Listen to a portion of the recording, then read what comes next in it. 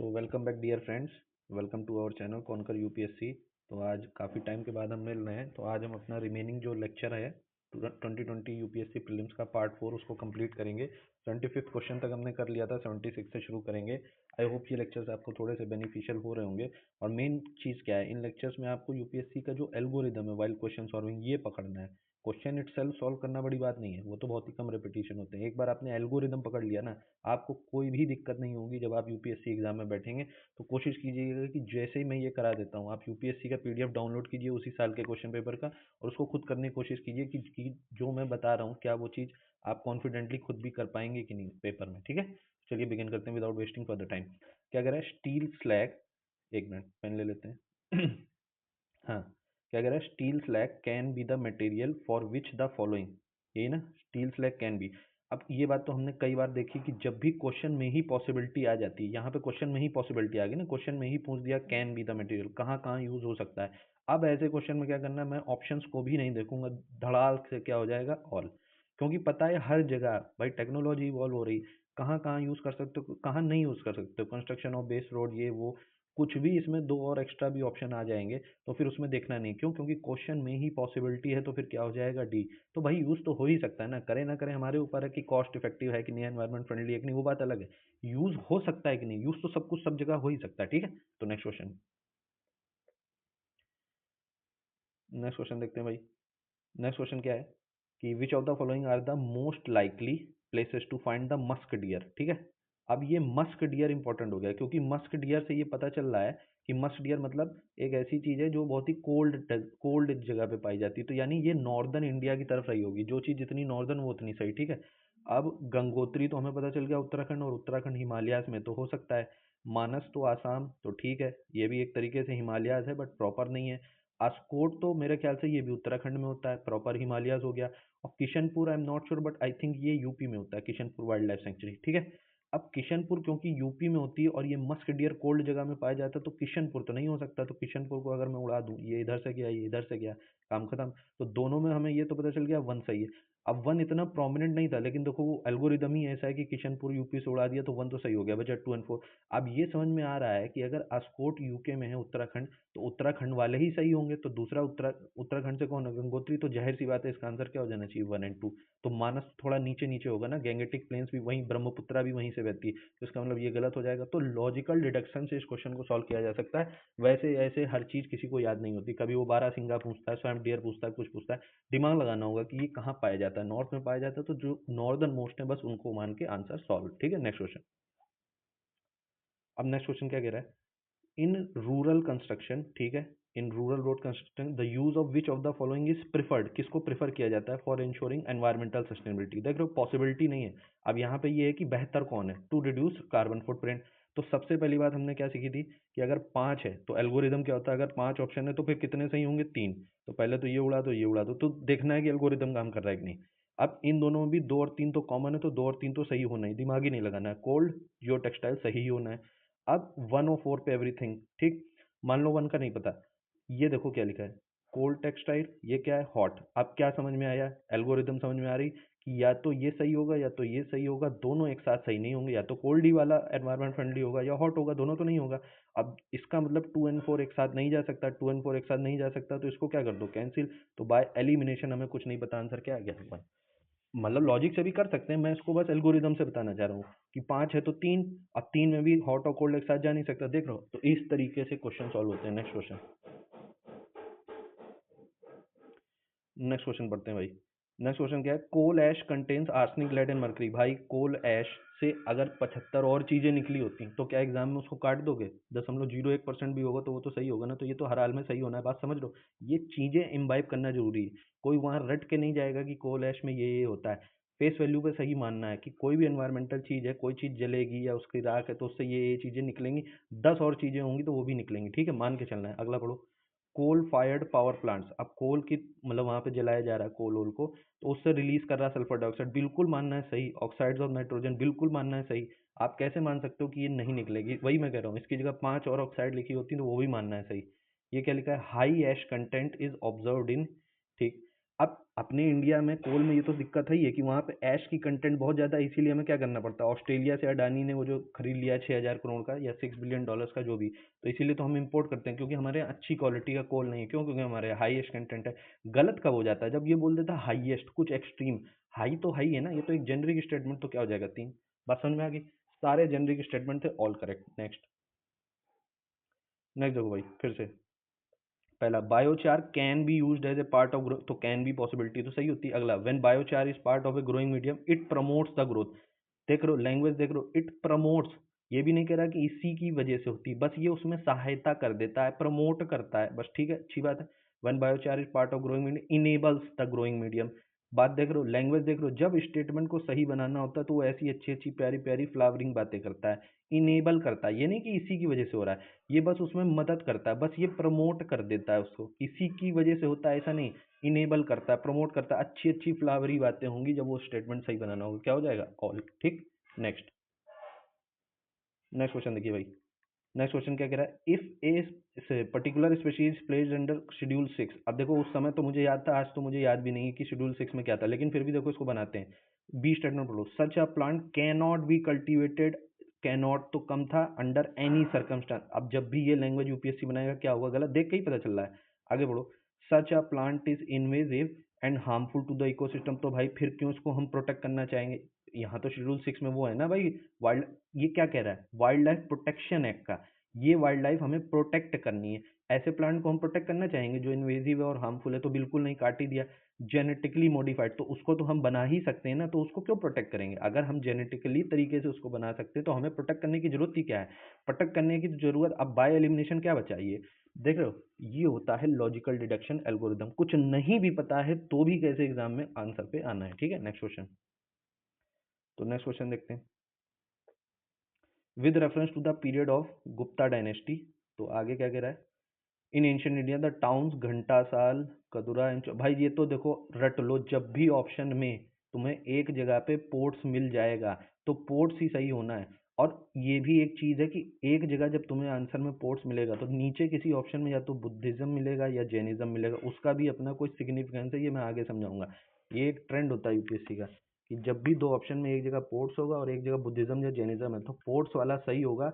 और जो बुद्धिज्म या जैनिज्म का क्वेश्चन दे रखा है स्टेटमेंट, ये इसलिए है क्योंकि आगे किसी क्वेश्चन में वो बुद्धिज्म या जैनिज्म पे आएगा, तो वहां पे बिना किसी डाउट के आप बुद्धिज्म को टिक मारेंगे, क्योंकि इस बार ऑप्शन में क्या है? बुद्धिज्म। आगे कभी कुछ ऐसा भी देखोगे 2023 में कि एक जगह पोर्ट्स है लेकिन ऑप्शन में नीचे जैनिज्म भी है, तो वो यूपीएससी का हिंट है आपको कि पोर्ट्स वाला सही है, और नेक्स्ट किसी क्वेश्चन में जब आपको डाउट होगा तो वहाँ जैनिज्म सही होगा। तो मतलब सेकंड ऑप्शन में जो होगा वो अगले क्वेश्चन का आंसर होगा। ठीक है, तो ये ट्रेंड पकड़ना जरूरी है, यही एल्गोरिदम है। Next.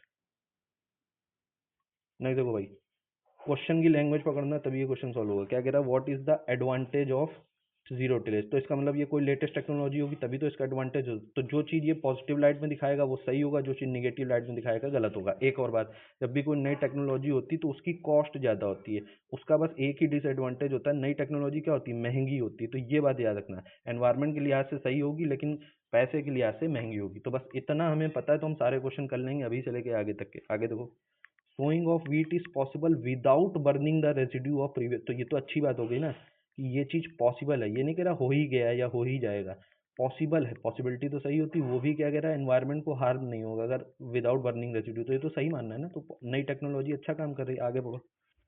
Without the need for nursery of rice saplings, direct planting of paddy seeds in the wets possible. Possible तो सब चीज होता है ना लेटेस्ट टेक्नोलॉजी में। नेक्स्ट, कार्बन सिक्वेस्ट्रेंट पॉसिबल, तो पॉसिबल सब चीज है, बस डी मार दिया, काम खत्म। बात समझ रहे हो? इस तरीके से अटेम्प्ट करना, किसी को नहीं पता होता ये सब स्टेटमेंट। 84 पे आओ। क्या कह रहा है? According to India's national policy on biofuels. अब एक बात समझ लो, ये क्वेश्चन मैंने बताया भी था इस टाइप का कि जब भी कोई पॉलिसी रिलेटेड बात होगी, या तो कोई स्कीम से रिलेटेड बात होगी या तो किसी पॉलिसी से रिलेटेड बात होगी, कि एक बार आया था ना डेटा स्टोरेज वाला, तब भी समझाया था। कोई स्पेसिफिक पॉलिसी या कोई स्कीम, भारत की सरकार कोई स्कीम लाएगी तो कभी भी ऑल करेक्ट नहीं होगा। वैसे आपको लग सकता है कि ये साइंस एंड टेक है तो ऑल मार दो, लेकिन ये भी एक ट्रेंड है कि किसी पॉलिसी से रिलेटेड या कोई स्कीम से रिलेटेड कभी सारे स्टेटमेंट ट्रू नहीं होंगे, तो सारे तो नहीं होंगे तो ऑल तो होगा नहीं, तो कभी झोंके झोंके में डी मार दो। अब दूसरा ट्रेंड क्या है कि जब भी 6 स्टेटमेंट होते हैं तो कितने सही होते हैं? 4, तो हमें पता है 4 वाले, और यहाँ बाकी 3 4 ही, तो इन्हीं में से होना है एक बात। ये बात समझ में आ गई। दूसरी बात, अब हमको देखना है कि which of the following can be use, भले ही यहाँ क्वेश्चन में पॉसिबिलिटी, लेकिन ये भी देखना है ये पॉलिसी है, ठीक है। तो कैन बी यूज करना है तो हम कोशिश करेंगे कि वो वाले यूज करें जो हमारे काम में ना आए, ठीक है।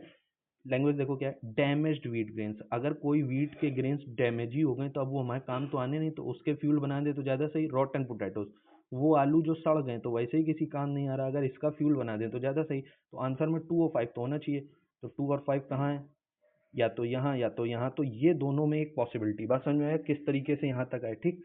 अब इसके बाद ये समझना है कि भारत की सरकार पहले ग्राउंड नट और ये सब तो बाहर से खरीदती थी, अब जाके हम नेशनल एडिबल ऑयल्स मिशन लाए हैं, तो उसके तहत तो हम किसानों से कह रहे हैं कि तुम घर में ही ये उगाओ। जब घर में ही इस चीज़ की किल्लत है और सरकार कह रही है ये उगाओ, तो क्या इससे बायोफ्यूल बन सकता है? बिल्कुल नहीं। तो ये आंसर में नहीं होना चाहिए लॉजिकल डिडक्शन से। तो 3 नहीं होना चाहिए, 3 नहीं होना चाहिए, उड़ा दो, आंसर आ गया। बाकी कुछ नहीं भी पता, थोड़ा बहुत करंट, थोड़ा बहुत लॉजिक, आंसर आ जाता है, ठीक है। तो यही मेन बात है। नेक्स्ट क्वेश्चन, नेक्स्ट क्वेश्चन देखते हैं। हाँ, क्या कह रहा है, सोशल कॉस्ट ऑफ कार्बन, ठीक है, क्या होता है? तो भाई ये word as it is answer में आना चाहिए जहाँ सोसाइटी से रिलेटेड बात हो। Contribution of an individual person to the on the planet earth, efforts put in by climate, भाई क्लाइमेट रेफ्यूजी की तो बात ही नहीं हो रही। Requirement of fossil fuel to provide goods and service to based on, ये तो इकोनॉमी की बात है। Long term done damage done by ton of CO2 emissions given year, और ये इंडिविजुअल पर्सन, देखो यहाँ सोशल की बात हो रही, सोसाइटी, यहाँ इंडिविजुअल, तो इंडिविजुअल पर्सन तो सोसाइटी को नहीं रिप्रेजेंट कर रहा, खत्म, बाय एलिमिनेशन यही है। तो अब पढ़ भी लो, सोशल कॉस्ट ऑफ कार्बन क्या है, long term damage done by ton of CO2, यही है लॉन्ग टर्म डैमेज, किसको, पूरे सोसाइटी को, ठीक है। जबकि यहाँ पे इकोनॉमी की बात थी, यहाँ क्लाइमेट रिफ्यूजी तो भूल ही जाओ। तो सोशल और इंडिविजुअल तो हो नहीं सकता क्योंकि सोशल है, बस आ गया। नहीं भी पता होता तो लॉजिक से बन जाता है, ठीक है। Next question.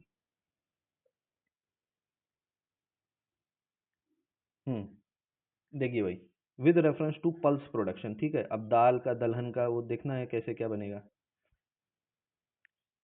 तो देखते हैं भाई, with reference to pulse production. पहला कह रहा है black gram can be cultivated as both, अब किसी को पता है क्या काला ग्राम, कैन, कैन लिखा है तो सही होना है, फिर तो बात ही खत्म हो गई, ये खत्म ये खत्म। और देखो देख के ही पता चल रहा, कभी तीनों स्टेटमेंट तो सही नहीं बनते हैं विद रेफरेंस टू वाले, तो आंसर ही पता चल गया ए। नहीं भी पढ़ोगे BSc फिर भी चलो पढ़ लेते हैं, लेकिन वही है, एल्गोरिदम जब पकड़ने लग जाते हो ना तो पता चल जाता है कि विद रेफरेंस टू में तीनों नहीं सही होते हैं, सीधी बात है। और वन तो सही है क्योंकि पॉसिबिलिटी कैन बी। आगे बढ़ो, green gram alone accounts for nearly half, अब भैया नियरली हाफ मतलब खाली ग्रीन ग्राम ही 50%, तो ये हो सकता है क्या, पूरा भारत तो पीली दाल के पीछे परेशान है, तो ग्रीन ग्राम 50% होगा क्या? लॉजिक सही काट दो लो। 3 भी नहीं पढ़ोगे तो भी 2 काट सकते हो, ठीक है। गलती हो ना, ये भी पढ़ लो फिर भी। लास्ट 3 डेकेड्स में production of kharif pulses has increase और production of rabi pulses has, ऐसा कैसे हो सकता है कि 30 साल में कोई एक चीज बराबर बढ़ ही रही है, कोई एक चार बराबर घट ही रही है, तो स्टडी और वो वाला हो ही नहीं सकता, एब्सर्ड स्टेटमेंट, ठीक है। तो आंसर वैसे भी, देखो एल्गोरिदम हो, लॉजिक हो, सब चीजें कन्वर्ज करने लग जाती हैं एक हद के बाद। तुम्हें क्या लग रहा है कि ये सब चीजें हमें पता है या किसी और एस्पिरेंट को पता नहीं, वहीं एग्जाम में जाके बनाना पड़ता है, ठीक है। Next question. हाँ भाई, अब ये देखो स्टैटिक वाला क्वेश्चन एज इट इज हर जगह किताब से लेके PMFIA से लेके दिया है कि ये फ्रॉस्ट फ्री वाला 210, जहाँ ये वर्ड देखा सीधे ही पता चल गया कि भाई कॉटन की ये बात हो रही, तो इसमें तो ज़्यादा है ही नहीं। टी जूट तो भूल ही जाओ, इन्हीं दोनों पे लेके UPSC का दिल आता है, या तो वो कॉटन पूछेगा, शुगर केन पूछेगा, या राइस, बस 3 ही चीज़ों को लेके वो सवाल पूछता है, क्या cotton, rice, sugar cane. Rice था नहीं, कॉटन शुगर केन में अगर अगर नहीं भी पता है तो वो कहाँ पे आके अटकना है आपको, कॉटन या शुगर केन, जूट और टी तो भूल ही जाओ, ठीक है। 210 फ्रॉस्ट फ्री देखा मैंने, मैं समझ गया कॉटन, ठीक है। नेक्स्ट, नेक्स्ट क्वेश्चन भाई, with reference to solar water power pumps consider the following statement, क्या लिखा, solar power can be use for running and not for, अब देखो यही समझने वाली बात है। Solar power can be use for running surface power and, जब उसको गलत बनाना होता है तो एल्गोरिदम क्या था, या तो वो बट लगा देगा और या तो फिर एंड लगा देगा और गलत बना देगा। यहाँ तक तो सही था, solar power can and not, भाई ये कर सकता है तो ये क्यों नहीं कर सकता? तुम टेक्नोलॉजी को चैलेंज कैसे कर सकते हो? टेक्नोलॉजी पे प्रश्न चिन्ह खड़ा नहीं करना है, कहाँ, UPSC के एग्जाम में। Solar power can be use for running and not the, वही बात है, टेक्नोलॉजी पे प्रश्न चिन्ह नहीं खड़ा करना, आंसर हो गया डी, ठीक है। Next question,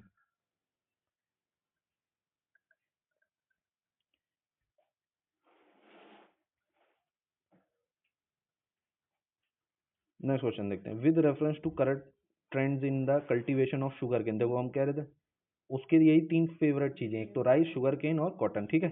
consider the following statement, a substantial saving in the seed material. अब क्या कह रहा है, with reference to current in the cultivation. चलो पढ़ते हैं। Substantial saving in the seed material is made when bud chip settings are raised in a nursery and transplanted in the. तो भाई हो सकता है ये तो कुछ अच्छी चीज है कि पहले से ही ये सब एक जगह और बना ली जाए, उसके बाद एक साथ ही जाके उनको रोप दिया जाए, है ना, सीडिंग कर दी जाए। तो ये तो दिख रहा है कि हाँ इससे कॉस्ट इफेक्टिव हो सकता है। और सब्सटेंशियल है, ये वर्ड देखो, ग्रेट, ह्यूज, ऐसा कुछ नहीं, सब्सटेंशियल। तो ये भाई सीधी बात है, जेनरिक स्टेटमेंट तो सही होते हैं। नेक्स्ट पढ़ो।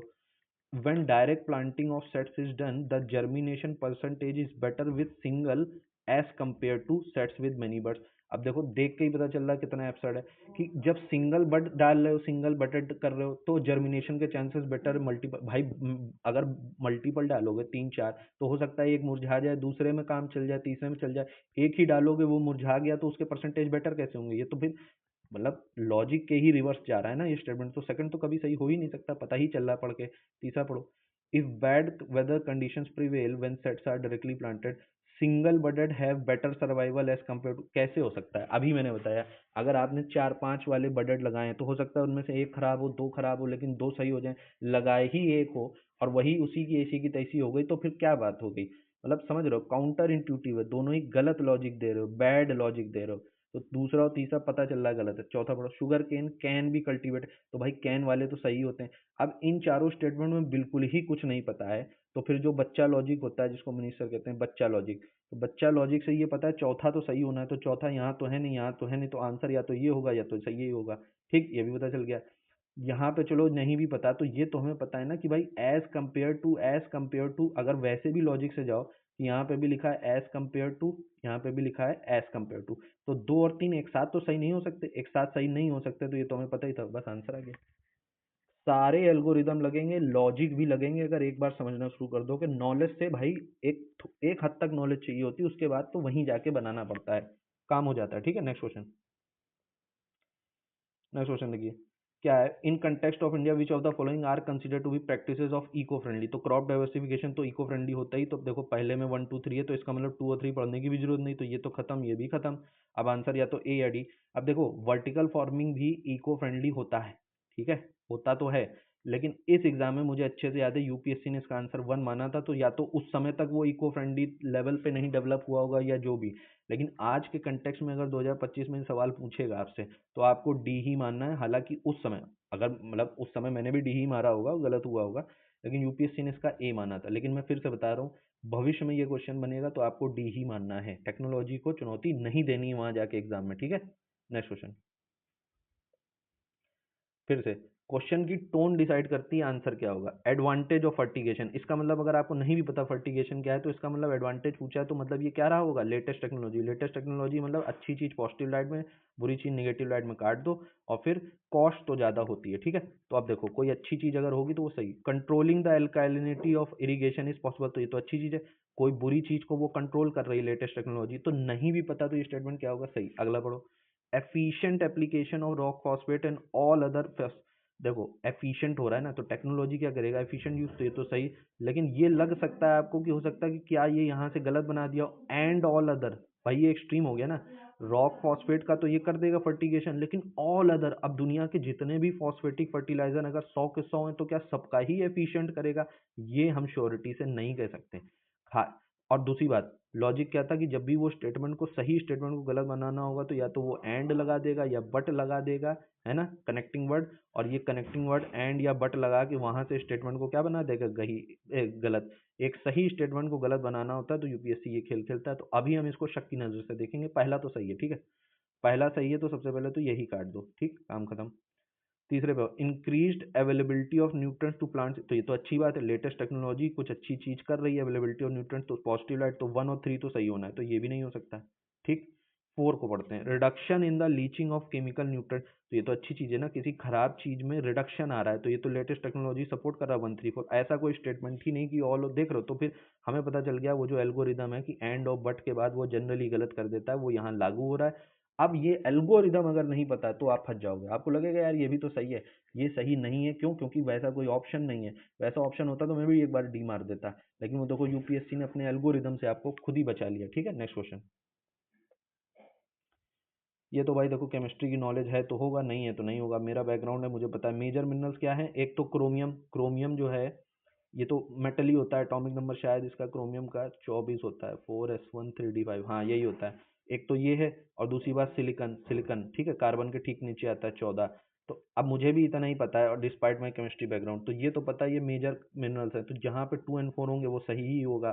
तो 2 and 4 एक साथ कहाँ है, यही है। तो अब 3 का देखो मुझे नहीं पता था, आज दिन तक नहीं बचा, बेंटोनाइट का भी नहीं पता, पता हो गया सही। ये क्वेश्चन आप अटेम्प्ट नहीं कर सकते और इनको अटेम्प्ट करने की कोशिश करना भी मत, ठीक है। हाँ, एक और तरीका है जिससे ये क्वेश्चन को बनाया जा सकता है, लेकिन जैसा कि मैंने प्रॉमिस किया था वो अभी हम डिस्कस नहीं करेंगे, लास्ट के 1 मंथ अगर बचेंगे और मुझे लगा काफ़ी बच्चे हैं, इंटरेस्टेड हैं, पढ़ रहे हैं, देख रहे हैं, समझ रहे हैं, तो फिर मैं बता दूंगा, ठीक है। नेक्स्ट, नेक्स्ट क्वेश्चन देखो भाई, अब ज्योग्राफी का है, आपको लगेगा पता नहीं क्या, लेकिन देखो बहुत इजीली बनेगा। With reference to ocean mean temperature which of the following is correct, देखते जाओ। Ocean mean temperature is measured up to 26 degree isotherm, तो भाई एग्जैक्ट डेटा दे रखा है, हो सकता है क्या 26 का 25 किया हो, 27 किया हो, तो पहली चीज विच इज 129 मीटर्स, लो, अब ये डेटा 129 का 127 130 कुछ भी हो सकता है। दूसरी चीज, in the south western Indian ocean, अब हो सकता है साउथ वेस्टर्न की जगह कुछ और हो। इन द जनवरी मार्च, भाई चार चार रेड फ्लैग है, मतलब इसी ट्रेंड का क्वेश्चन अगर आपको याद हो 2024 में आया था, तीसरा या चौथा ज्योग्राफी का गलत था, आप समझ रहे हो, चार चार रेड फ्लैग हैं, गलत ही होना है, देख के पता चल रहा है, नीचे पढ़ो। जब उसको गलत बनाना है तो देखो डेफिनेट डेटा है 26 डिग्री 129 साउथ ये वो। अब जब सही बनाना है तो क्या करेगा, O M T collected during January March can be, देख रहे हो, जो जनवरी से मार्च में कलेक्ट हुआ है can be used in assessing whether the amount of will be, कुछ भी, और लेस भी हो सकता है, मोर भी हो सकता, दोनों तरफ से जब बातें कर दी तो बचा ही क्या, कैन भी लगा दिया, लेस भी कर दो, मोर भी, तो सब कुछ ही अपने हाथ में ले लिया, बस यही आंसर हो गया। जब उसको सही बनाना होता है तो वो ये करेगा, जब उसको गलत बनाना होगा तो यूं डेफिनेट देगा। दिख रहा है।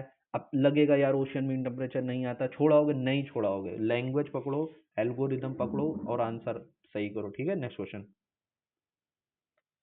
नेक्स्ट क्वेश्चन देखो भाई, बहुत इजी क्वेश्चन बनेगा, अगर एल्गोरिदम पता नहीं तो ये सॉल्व नहीं कर सकते हो आप, ये बात मान के चलो। With reference to chemical fertilizers in India, अब एक बात तो पता चल गई, with reference to chemical fertilizer, तो ऑल तो नहीं करेक्ट होगा, ये बात तो हमें पहले ही पता है, विद रेफरेंस टू पढ़ते ही, क्वेश्चन नहीं पढ़ा अभी, आगे पढ़ो। एट प्रेजेंट, अरे बस बस बस समझ में आ गया, जब भी वो ये एट प्रेजेंट वाली बोलेगा, अगर तुम्हें याद हो कोल वाला आया था कि एट प्रेजेंट ये है, कि अभी तो लॉटरी वाला है, अब ये हो गया। आज तक मेरे ख्याल से ये तीसरा क्वेश्चन हम सॉल्व कर रहे हैं 2019 और 2020 के बीच में। जब भी वो एट प्रेजेंट करके ऐसी गोल मोल बातें करता है तो वो स्टेटमेंट क्या बनाता है, गलत ही बनाता है, तीसरी बार है, तीनों बार गलत, ठीक, फिर भी पढ़ते हैं चलो। At present the retail price of chemical fertilizers is market driven, अभी तक तो मार्केट ड्रिवन है, एंड नॉट एडमिनिस्ट्रेट, देख लो, अगर उसको गलत बनाना होगा तो वो क्या करेगा, अपेंड करेगा, एंड के साथ भी बट के साथ भी, एल्गोरिदम दो जगह काम कर रहा है, एट प्रेजेंट भी एंड पे भी, पता चल गया भाई ये गलत है, ठीक है, एंड नॉट एडमिट, तो ये तो गलत ही हो गया भाई, सीधी काट दो, काम ही खत्म। अब पता चल गया सेकंड तो सही है, नहीं भी पता तो सेकंड गलत सही है। Ammonia which is an input of urea, इस अब नहीं पता होगा तो हो सकता है उसने ये पलट दिया हो कि ये इनपुट यूरिया का ना हो, लेकिन पता ही चल गया कि इन दोनों में दो तो सही होना है, तो दो तो सही है, तो बात ही खत्म। थर्ड पे आओ, sulphur which is a raw material for phosphoric acid fertilizer is a by product, अब बाय प्रोडक्ट तो यार कहाँ तक तुम गिनते फिरोगे, ठीक है, पता ही है, जनरल स्टेटमेंट है। Sulphur which is a raw material for phosphoric acid fertiliser, raw material ही है, ये भी नहीं, अगर देखो मैं ये भी बता दूं मुझे कैसे पता गलत, अगर वो उस स्टेटमेंट को गलत बनाना होगा ना तो ये कहेगा sulphur which is the main, main, मतलब इसके जो मटेरियल लग रहा है वो सल्फर है, ठीक है, मेन जो, वो लैंग्वेज क्या बना देगा कि मेन कॉन्स्टिट्यूएंट जो है इसका फॉस्फोरिक एसिड का वो क्या है, सल्फर, तो जैसे ही वो लिखेगा मेन कॉन्स्टिट्यूएंट तो वो क्या हो जाएगा, गलत। लेकिन उसने क्या लिखा, विच इज ए, बहुत सारे रॉ मटेरियल होंगे उनमें से एक फॉस्फोरिक एसिड का फर्टिलाइजर का रॉ मटेरियल क्या है, sulphur, which is a by product of oil refinery, अब ऑयल रिफाइनरी से तो कम से कम हजारों चीजें निकलती होंगी, उनमें कैसे गलत कर सकते हो, बात समझ लो। गलत बनाना होगा तो लिख देगा which is the main constituent, और मेन कॉन्स्टिट्यूएंट पढ़ते ही ये गलत हो जाएगा, लेकिन अभी ये क्या होगा, सही, ये मैं सिखाना चाहता हूँ, ठीक है। नेक्स्ट क्वेश्चन, नेक्स्ट क्वेश्चन देखोगे, देखो भाई, with reference to India's desert national park, फिर वही बात, विद रेफरेंस टू बोल दिया, तीन स्टेटमेंट हैं तो तीनों तो सही नहीं हो सकते, ठीक है, क्योंकि विद रेफरेंस टू हो गया और डेजर्ट नेशनल पार्क है, ठीक है। तो पहले देख लो 1 2 3 कहीं दिया, हाँ बिल्कुल दिया है, लेकिन हमें ये पता चल गया कि ये तीनों कभी सही नहीं होंगे, काट दो सबसे पहली बात। क्या कह रहा है, it is spread over 2 district, हो सकता है भाई गलत हो सही हो, डेटा है। देर इज नो ह्यूमन, भाई यहाँ भी एक्सट्रीम है तो ये दोनों में तो फंसेगा मामला। It is one of the habit, तो वन ऑफ द तो हमेशा सही होता है, तो 3 तो सही है, तो ये तो काट ही दो, ठीक। अब आंसर पता चल गया अभी ये सी में। अब ज्यादा पॉसिबिलिटी गलत होने की क्या है कि कोई ह्यूमन हैबिटेशन है ही नहीं, एक आदमी भी कोई ट्राइबल रह रहा होगा, और ट्राइबल के लिए तो पता है डेली सुप्रीम कोर्ट परेशान हो जाता है कि नहीं वो तो बहुत सालों से रह रहे हैं, उनको तो रहने दो। तो ज्यादा पॉसिबिलिटी गलत होने की क्या है कि ये गलत रहा हो। और 2 डिस्ट्रिक्ट में क्या, अभी तुमने देखा पन्ना टाइगर रिजर्व तो पूरा कॉरिडोर ही बन गया, महाराष्ट्र से लेके एमपी तक, तो 2 डिस्ट्रिक्ट की बात हो रही, वहां तो 2 राज्यों के बीच में कॉरिडोर, तो इसकी प्रोबेबिलिटी ज्यादा है, जितना करंट अफेयर्स में पढ़ते हैं हम। इसकी प्रोबेबिलिटी गलत है, क्योंकि सुप्रीम कोर्ट को आपको पता है तुरंत दया आना शुरू कर देती है, every Sinner has a future वाली लाइन, ठीक। तो सेकंड गलत है, तो फिर आंसर क्या आ गया, सी। तो लॉजिकल डिडक्शन से बनता है। क्या पढ़ के जाओगे इतना सब, हमें भी नहीं पता, किसी को नहीं पता, लेकिन आंसर सॉल्व कर लेंगे सब, ठीक है। Next, Siachen glacier. अब ध्यान से देखो भाई, अब सियाचिन ग्लेशियर देखो 2019 के पेपर में आया था, और यही मैंने बोला था पीवाईक्यू की ताकत होती है, तब वो एज ए क्वेश्चन आया था ऑप्शन, और आज ये एज ए क्वेश्चन आ रहा है। 2019 में आया था और डिट्टो रिपीट हो गया 2020 में। इसीलिए पीवाईक्यूज इंपॉर्टेंट होते हैं कि तब ये एक ऑप्शन में था, आज ये क्वेश्चन है। अब देखो, सियाचिन ग्लेशियर तो वही है जो भारत की सेना ने उनसे पाकिस्तान से हथियाई थी, तो ये बहुत ऊंचाई पे, हमें पता है। अगर ये कोई चीज बहुत ऊंचाई पे, तो ये किसी के नॉर्थ पे होगी ना। यहाँ पे 2 ऑप्शन ईस्ट के, 2 ऑप्शन नॉर्थ के, तो कोई किसी के ईस्ट में तो नहीं होगी, क्योंकि ये खुद ही सबसे हाईएस्ट पॉइंट है जो भारतीय सेना ने हथियाया है। तो अगर भारत सेना ने उस पर कब्जा किया पाकिस्तान से, तो ये सबसे ऊंचाई पे तो मतलब ये किसी चीज के नॉर्थ में, किसी चीज के ऊपर होगी ना, ईस्ट में तो नहीं होगी, ये तो लॉजिक समझ रहे हो। तो अगर इतना भी कर लिया तो देखो ये 2 कट गए। अब ये नॉर्थ ऑफ गिलगिट है कि नुब्रा, तो गिलगिट तो भाई पाकिस्तान के कब्जे में ना, तो गिलगिट ही हम कब्जा लेते तो बात ही क्या थी, सियाचिन पे तो भारत की सेना है, तो गिलगिट क्योंकि पाकिस्तान के कब्जे में, तो गिलगिट हो नहीं सकता। बाय एलिमिनेशन क्या हो गया no। तो इस तरीके से लॉजिक लगाया जाता है, नहीं भी पता तो ऑप्शन सॉल्व हो जाएगा, ठीक है। Next question, with reference to history of. अब भाई देखो हमने कितनी बार बोला, देखो खुद ही वो बता रहा है कि 4 में से 2 ही सही होते हैं, ऑप्शन में उसने 2 ही 2 दे रखे हैं। अब इसको सॉल्व करते हैं। सबसे पहले देखो, ये थानेश्वर को अगर सॉल्व करने जाओगे, तो अगर इसका एस हटा दो, तो देखो क्या लिखा, थानेश्वर। और थानेश्वर आपने वो हर्षवर्धन की अगर वो चैप्टर पढ़ा होगा एंशियंट इंडिया का, तो थानेश्वर कहाँ था, हरियाणा में। ये किसकी कैपिटल थी, हर्षवर्धन की। तो एस हटा दो बस, थानेश्वर कहाँ होता है, हरियाणा में। यहाँ कहाँ दिया, उत्तर प्रदेश, तो बस इसको काट दो सीधे सीधे। तो ये आपको करना होता है भाई, वर्ड एसोसिएशन, लॉजिकल डिडक्शन। तो चौथा काट दो, काम खत्म। चौथा काटते ही ये पता चला तीनों, तीसरा तो सही है, और गिर गिर फॉरेस्ट तो गुजरात में ही होता है, तो वैसे भी पता है तीसरा सही है। अब पहले और दूसरे में हमें देखना है। भिलसा, तो भाई भिल ट्राइब तो हमें पता है कि मध्य प्रदेश में तो सबसे ही ज्यादा ट्राइब रहती है, उसकी तो बात ही मत करो। भिलसा जो ट्राइब है, भिल, ये राजस्थान में भी होती है, मध्य प्रदेश में भी होती है, महाराष्ट्र में भी होती है, और भी 2-4 राज्य लोग हैं, तो वहाँ 2-4 तो निकल ही आएंगी। तो भाई ये तो मध्य प्रदेश में, उस बात की प्रोबेबिलिटी बहुत ज्यादा है।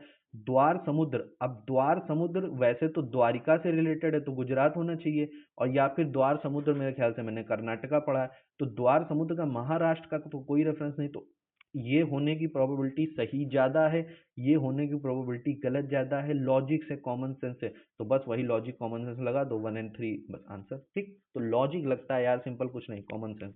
नेक्स्ट,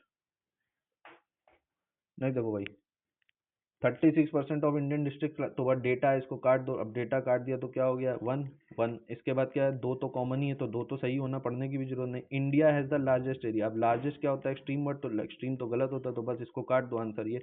हालांकि एग्जाम में पता चला था इसका आंसर ये है, बट ऐसे आंसर गलत ही होंगे। और एक बात, ये जो स्टेटमेंट है ये एज ए ऑप्शन 2023 के प्रीलिम्स में आया था, तो एक एक स्टेटमेंट की ये वैल्यू होती है कि आगे चल के उसको एज ए आंसर यूज कर लिया जाता है, ये ऑप्शन, ठीक है। नेक्स्ट, नेक्स्ट क्वेश्चन देखते हैं।